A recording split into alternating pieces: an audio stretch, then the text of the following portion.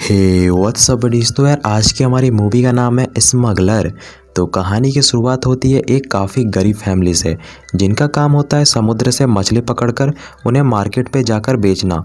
लेकिन समुद्र के किनारे पे जब से एक फैक्ट्री लगी है, किनारे की सारी मछलियाँ फैक्ट्री के पॉल्यूशन के कारण मर चुकी है और उनका धंधा पूरी तरीके से चौपट हो चुका है और सभी की हालत अब काफ़ी ज़्यादा ख़राब हो चुकी है। हैमर अपने मालिक से कहता है कि अगर हम समुद्र पे स्मगलिंग करना शुरू कर दे तो हम रातों रात अमीर बन सकते हैं। अब उनके पास कोई दूसरा चॉइस नहीं होता ही, तो वो समुद्र पे इलीगल तरीके से स्मगलिंग करना शुरू कर देते हैं और देखते ही देखते वो सभी माला माल हो जाते हैं। अब हैमर के मन पे आता है लालच और वो अपने मालिक से गोल्ड स्मगलिंग करने के लिए कहता है, लेकिन योन हैमर से कहता है कि लालच इंसान को ले डूबता है। हैमर को मालूम था कि उसका मालिक कभी भी गोल्ड स्मगलिंग करने पे उसका साथ नहीं देगा, तो वो उनकी बेटी जिनसुक से कहता है कि तुम अपनी डैडी को एक बार समुद्र पे स्मगलिंग करने के लिए बोलो, मैं तुम्हें माला माल कर दूंगा। जिनसुक अपने डैड को किसी तरीके से मनाकर गोल्ड स्मगलिंग करने के लिए ले जाती है। अब वो लोग जब समुद्र पे सोना निकाल रहे होते हैं, तभी वहाँ पुलिस आ जाती है और सभी को सरेंडर करने के लिए कहता है। सारे लोग गोल्ड के बॉक्सेस को बोट से नीचे फेंकने लगते हैं। तभी जिनसुक का भाई समुद्र पे गिर जाता है और उसे बचाने के लिए उसके पापा भी नीचे कूद जाते हैं, लेकिन उनका पैर बोट के इंजन पे फंस जाता है और उनकी मौत हो जाती है।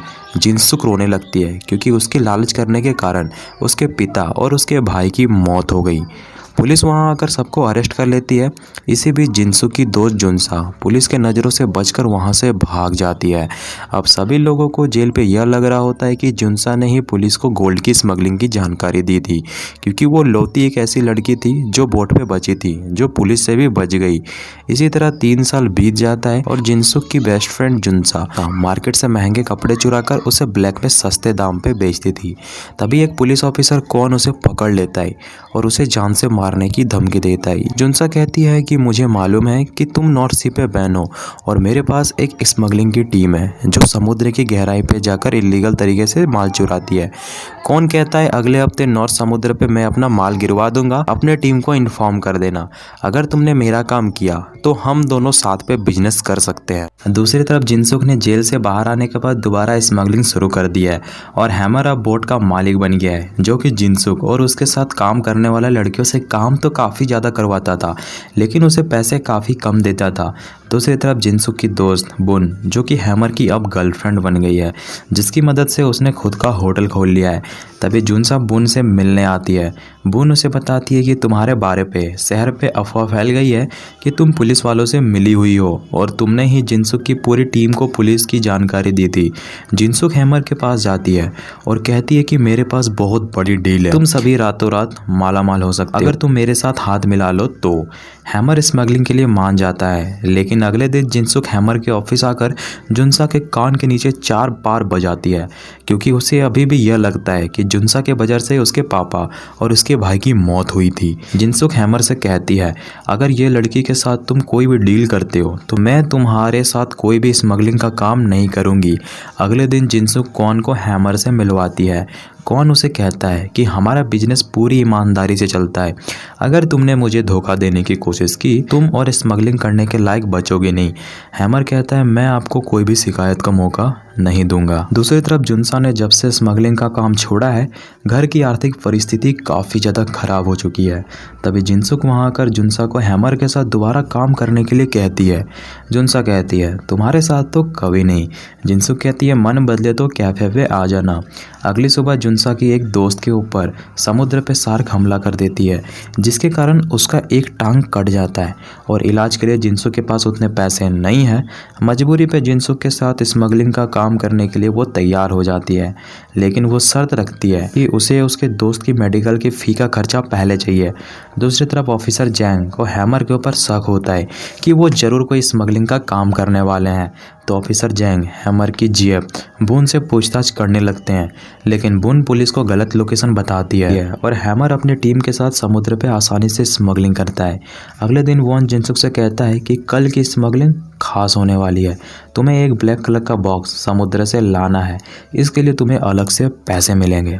अगले दिन जिनसुक जब स्मगलिंग कर रही होती है, वो उस ब्लैक बॉक्स को पत्थर के नीचे छुपा देती है और बाद पे वो सूटकेस वॉन को दे देती है, जिसके अंदर डायमंड्स होते होते हैं, जिसमें से वॉन जिनसुक को एक डायमंड्स का नेकलेस दे देता है। अगली रात सभी लोगों को उनका हिस्सा दे दिया जाता है। जिनसुक अपना हिस्सा लेकर वहां से चली जाती है और सारा पैसा अपने दोस्त के इलाज के लिए दे देती है, जिसका पैर सार के वजह से कट गया था। ऑफिसर चेंग जिनसुक को पैसा देते हुए देख लेता है और उसे शक होता है कि जिनसुक ने दोबारा स्मगलिंग करना शुरू कर दिया है, क्योंकि इतने कम समय पे $10,000 इकट्ठा करना कोई मामूली बात नहीं थी। ऑफिसर जेंग जिनसुक को पुलिस स्टेशन ले जाता है और समझाता है कि तुम फिर से गलत रास्ते पे आ चुकी हो। इसी काम ने तुम्हारे बाप और भाई की जान ली थी। जिनसुक ऑफिसर से पूछती है, उस स्मगलिंग वाले दिन पे आपको किसने जानकारी दी थी कि हम गोल्ड की स्मगलिंग कर रहे हैं? ऑफिसर कहता है, यह सब मैं तुम्हें नहीं बता सकता। जिनसुक कहती है, अगर आपने मुझे बता दिया कि उस दिन स्मगलिंग की जानकारी आपको किसने दी थी तो मैं जुनसा और वॉन के बारे में आपको सब कुछ बता दूंगी। सीन शिफ्ट होता है। वॉन जुनसा से कहता है कि हैमर अब भरोसे के लायक नहीं रहा, वो पुलिस वालों से मिला हुआ है। जुनसा को समझ पे आ जाता है कि हैमर ने ही उस दिन पुलिस को स्मगलिंग की जानकारी दी थी। जुनसा फोटोग्राफ लेकर जिनसुक को दिखाती है और कहती है, हैमर ही गद्दार था, उस दिन गोल्ड की स्मगलिंग की जानकारी पुलिस को हैमर ने ही दी थी। जिनसुक को काफ़ी ज़्यादा बुरा लगता है, क्योंकि इतने दिनों से वो जुनसा के ऊपर शक कर रही थी कि उसी ने धोखा दिया है और उसी ने गोल्ड की स्मगलिंग की जानकारी पुलिस तक पहुंचाई है। दोनों मिलकर डिसाइड करते हैं कि वो हैमर को जिंदा नहीं छोड़ेंगे। दोनों मिलकर प्लान बनाते हैं कि हैमर और वॉन को हम एक दूसरे के खिलाफ भड़काएंगे। इसी तरह काफ़ी दिनों बाद हैमर को लगता है कि वॉन उसे धोखा दे रहा है और वॉन को लगता है कि हैमर उसे धोखा दे रहा है। वॉन जुनसा के साथ मिलकर हैमर को मारने का प्लान बनाने लगती है, लेकिन तभी वह हैमर अपने आदमियों के साथ वॉन को मारने के लिए आ जाता है। दोनों के बीच काफ़ी खतरनाक फाइट होती है, लेकिन वॉन मारा जाता है। हैमर जुनसा को मारने के लिए आगे बढ़ता है। जुनसा कहती है, कल की शिप में $1,00,000 का माल आने वाला है, जिसके अंदर डायमंड्स है। तुम चाहो तो मैं तुम्हें वो सारा डायमंड्स दिलवा सकती हूँ।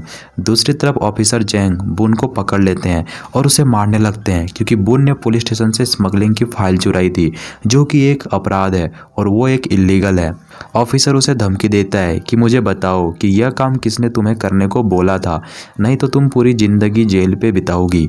तभी वह जिनसुक आकर ऑफिसर जेंग को बताती है कि हैमर नॉर्थ के सारे गुंडों को लेकर वॉन को मारने के लिए गया है और हो सकता है अब तक उसने सबको मार दिया हो, और उसने कहा था कि वो आपको भी जान से मार देगा। ऑफिसर जेंग हेडक्वार्टर पे पुलिस को कॉल करके बुला लेता है और हैमर और उसके साथियों को पकड़ लेता है। ऑफिसर जेंग हैमर को अलग से पुलिस स्टेशन पूछताछ के लिए ले जाता है। वो हैमर को तिजोरी का कोड खोलने के लिए कहता है, जिसके अंदर बुन ने केस वाला फाइल पिछले रात छुपा दिया था। ऑफिसर को समझ पे आ जाता है कि यह सारा काम हैमर का है। हैमर कहता है, यह काम इन लड़कियों का है, यह हमें आपस में लड़वाना चाहती है। ऑफिसर वैंग डिसाइड करता है कि वो खुद जाकर समुद्र पे चेक करेगा कि वहाँ सचमुच कोई डायमंड है या फिर ये सारे मिलकर हमें पागल बना रहे हैं। ऑफिसर सारे लोगों को लेकर समुद्र की ओर रवाना हो जाता है और वो वहां पहुंचकर लड़कियों को समुद्र में डायमंड्स बाहर करने के लिए कहता है। जिनसुक कहती है, यहाँ शार्क्स रहते हैं। ऑफिसर जेंग सबको गन पॉइंट पर रखकर सभी लोगों को वहां से कूदने के लिए कहता है। सभी लड़कियों को कूदने के बाद वो हैमर और उसके आदमियों को आज़ाद कर देता है और आज़ाद होते ही ऑफिसर जेंग के आदमी को मार देता है और हैमर के आदमी सारे लड़कियों को मारने के लिए समुद्र पे कूद जाते हैं। लेकिन लड़कियां हैमर के सारे आदमियों को वहीं मार देती है। लड़कियां जब बोट के ऊपर आने की कोशिश करती है, ऑफिसर उनके ऊपर गोलियां चला देता है। तभी बून उसे पानी में धकेल देती है, जिससे उसकी मौत हो जाती है। लेकिन हैमर अभी भी जिंदा बचा हुआ था। जब सारे लोग बोट पे होते हैं, पीछे से हैमर आकर सभी को गन पॉइंट में रखकर नीचे कूदने के लिए कहता है। सारे लोग नीचे कूदकर बोट की रस्सी को पत्थर से बांध देते हैं। हैमर बोट की इंजन स्टार्ट तो करता है, लेकिन बोट आगे नहीं बढ़ती। वह रस्सी को खींचता है, तभी पीछे से जिनसुक आ जाती है। तभी पैर फिसलने के कारण हैमर समुद्र पे गिर जाता है और जिनसुक बोट लेकर वहां से चली जाती है और हैमर को शार्क खा जाती है और जिनसुक को अपने बाबा की बोट भी वापस मिल जाता है, जिसे हैमर ने हड़प रखा था। और इसी के साथ मूवी यहीं पे डी एंड हो जाती है।